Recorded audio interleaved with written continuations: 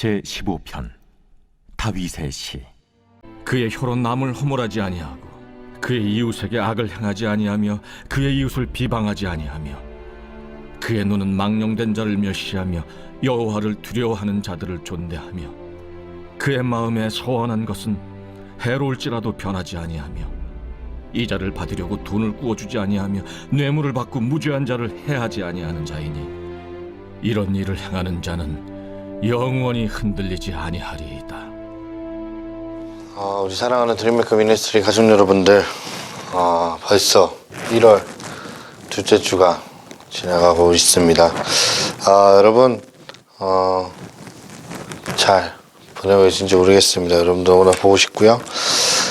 오늘 말씀은 시편 15편 3절에서 5절까지의 말씀, 앞에 우리 성도분께서 정말 좋은 목소리를 읽어주셨는데, 오늘 말씀의 제목은 영원히 흔들리지 아니하리이다 라는 제목으로 말씀을 나누고자 합니다.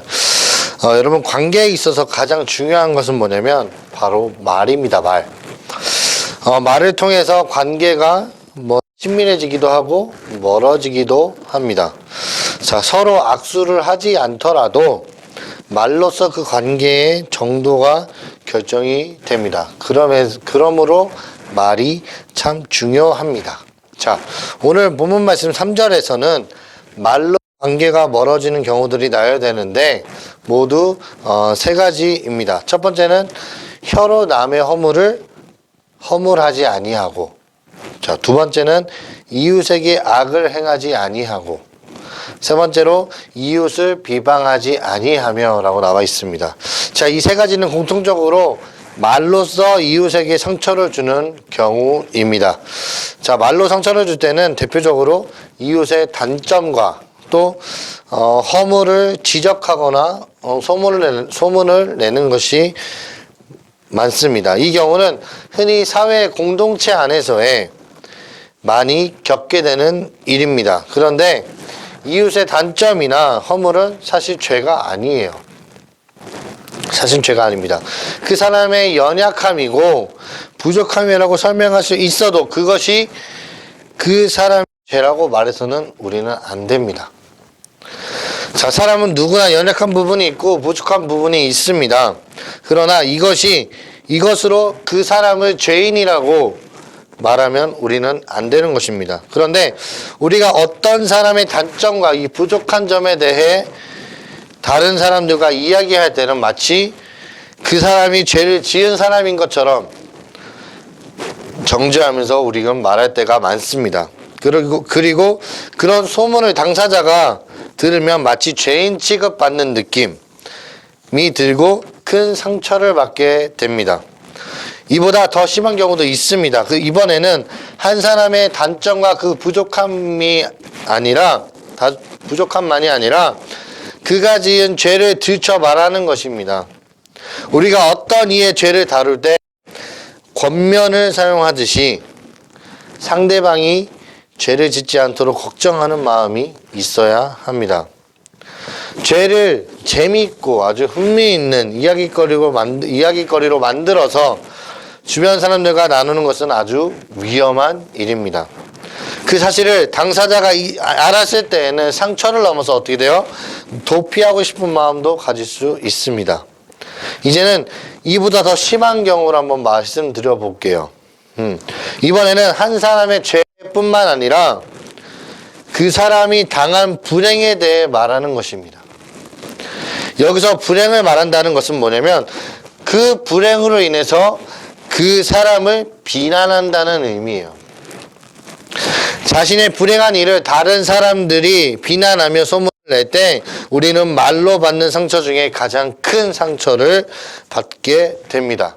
이럴 때는 막 도망가고 싶은 마음을 넘어서 복수의 마음을 품게 합니다. 그래서 가장 심각한 결과를 초래할 수 있습니다. 본문에서 혀로 참소하고 이웃에게 악을 행하며 이웃을 비방하는 내용이 바로 이런 의미입니다. 우리 예배하는 우리 드림메이커 미니스트리 가족 여러분들은 이웃을 절대로 비판해서는 안 됩니다. 성경은 우리가 말과 혀로만 사랑하지 말자고도 하지만 말과 혀로 비방하여서도 안 된다고 이야기하고 있습니다. 그만큼 말과 혀는 꼭 필요한 소통수단이지만 매우 조심해야 하기도 합니다.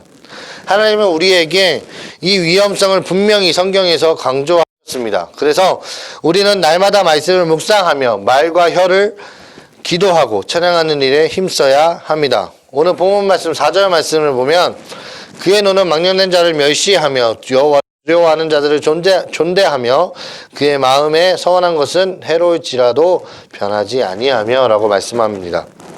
이제 더 구체적으로 그렇게 이웃을 악하게 대하지 아니하기 위한 방법들을 설명하고 있습니다.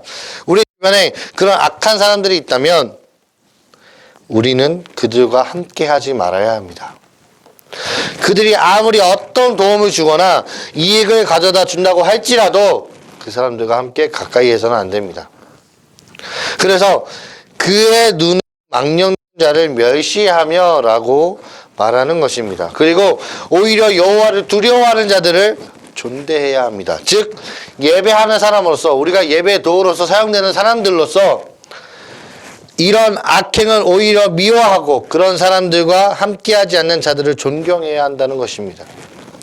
그래서 예배하는 자들이 모여서 불행한 일을 당한 사람들을 위로하고 또 우리는 그 사람들을 도와줘야 하는 것입니다. 그의 마음에 서원한 것은 해로울지라도 변하지 아니하며 라고 말씀하고 있듯이 하나님께서 기도하는 사람은 불행한 일을 당한 사람을 도와주는 것이 본인에게 어떤 피해나 손해를 준다 할지라도 하나님 앞에서 정직히 결정하고 실천해야 합니다. 오늘 말씀 5절 말씀에 보면 이자를 받으려고 돈을 꾸어 주지 아니하며 뇌물을 받고 무죄한 자를 해하지 아니하는 자이니 이런 일을 행하는 자는 영원히 흔들리지 아니하리이다라고 말씀하고 있습니다. 불행을 당한 자가 아니라도 그 이웃들에게 선을 베풀어야 합니다. 이자를 받으려고 돈을 꾸어주는 것을 성경은 금지하고 있습니다. 또 죄가 없는 사람을 죄가 있다고 거짓으로 우리는 고소하지 말아야 합니다. 우리는 예배자로서 합당한 삶을 살아가십시다. 그 삶을 하나님의 제물로 드립시다. 흠없는 어린 양을 제물로 드렸듯이 흔들림 없이 거룩한 삶으로 우리는 예배하면 되는 것입니다. 오늘 말씀으로 우리 예배하는 자들, 우리 드림메이커 미니스트리 모든 가족 여러분들이 이웃을 어떻게 대하며 살아야 하는지 우리는 함께 말씀을 통해 나누었습니다.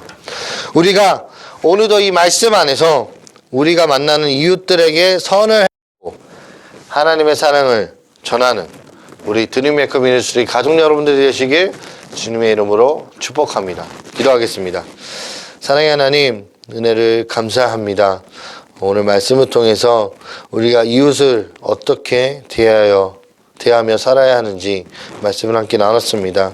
오늘도 오늘 주신 말씀을 통해서 우리가 만나는 이웃들에게 선을 행하고 하나님의 사랑을 전하는 그리고 예배자로서의 예배의 도구로서 사용되는 우리 드림메이커 미니스트리 온 가족 여러분들이 될 수 있도록 인도하여 주시옵소서. 사랑이 많으신 예수님의 이름으로 기도드립니다. 아멘.